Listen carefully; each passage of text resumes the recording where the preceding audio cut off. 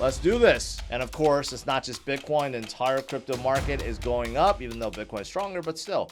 Ethereum could be hitting 3,000 soon because its balance, again, drops to an all-time low. Okay, the ETH on the exchanges continues to drop back to 2016 levels. Think about that.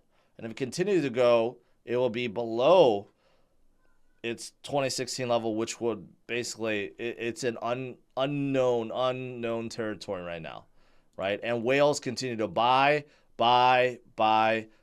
just like with Bitcoin and just like with so many other crypto right now. The whales and institutions are buying up, and even, of course, retail investors that has been DCing over the years, they've been buying up too.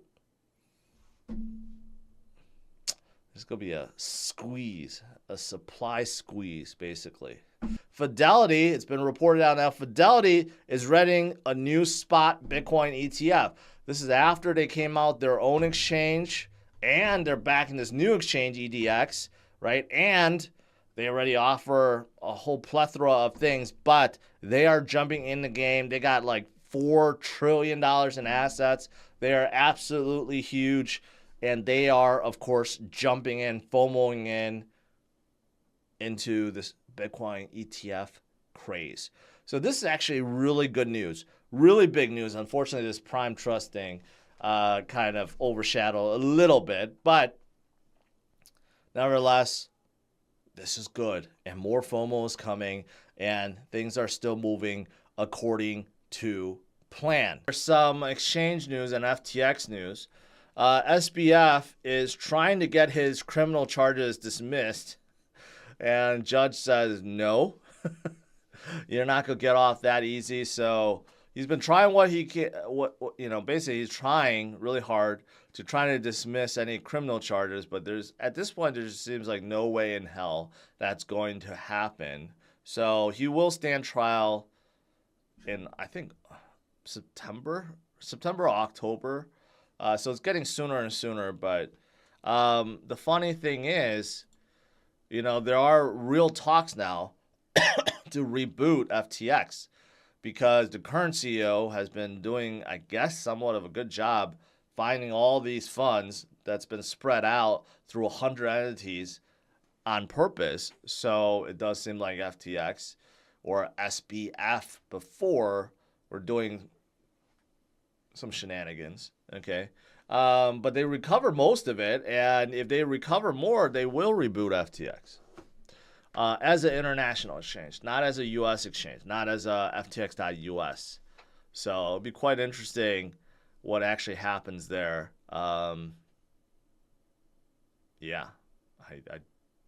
It's wild. I don't know if at least they need to rebrand it. At least they need to call it something else, right? I don't know who would trust FTX after they reboot. Voyager,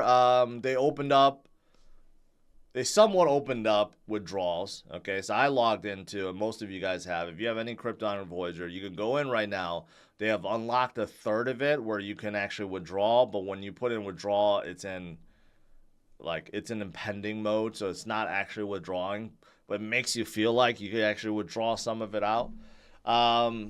But yeah, that's the latest with Voyager, and according to this, they paid $1.1 million in legal fees. Lawyers love to work on these cases because they get to bill $2,000 an hour.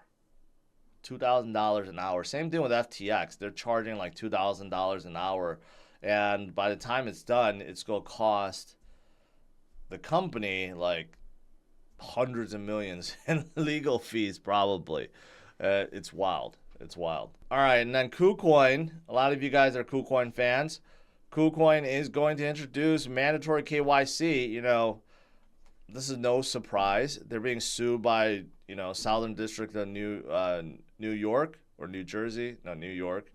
They have operated in the U.S. for a long time without KYC. In fact, even if you wanted to do it, they won't allow you to, right? But they have been limiting their services.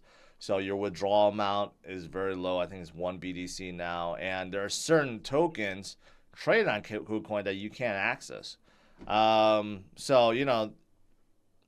a big surprise. Not a big surprise. But there are still others that are not as restrictive yet. But someone like KuCoin, which is one of the largest exchanges on earth, no surprise to them. And lastly, in the US, I saw this. Gemini, they must be desperate or something. Recently, all I see them talk about is Pepe. And now they decided it was a good idea to come out with derivatives so that now you could do 100x leverage on Pepe. And then it came out with this, of course, this meme video. I don't know if this is a good idea or not. Gemini has always been seen as a serious exchange, okay? Very strict with security, very strict because it operates in New York, right? And they're still one of the major exchanges in the US. And now they're just going all degen and offering 100x leverage on Pepe. I mean, what could go wrong, right? I mean, Pepe recently just saw a 50% dip. Anyone that's doing 100x leverage would have been wiped out long ago. I just find this to be really weird, and it's not fitting for Gemini. There's plenty of other exchanges that offer 100x leverage on Pepe. Gemini should not be one of them. Anyways, just thought I'd bring that up. But what did happen? What's this thing about Prime Trust? Well, a few days ago, we heard this. Bitgo, which was trying to buy Prime Trust, pulled out. And then TrueUSD, TUSD, was becoming depegged. And this was approximately like a week ago. And why is this? Well, because TrueUSD used Prime Trust as a fiat on-ramp, off-ramp system. So Prime Trust not only is a custodian, but they also operate as a fiat on-ramp, off-ramp.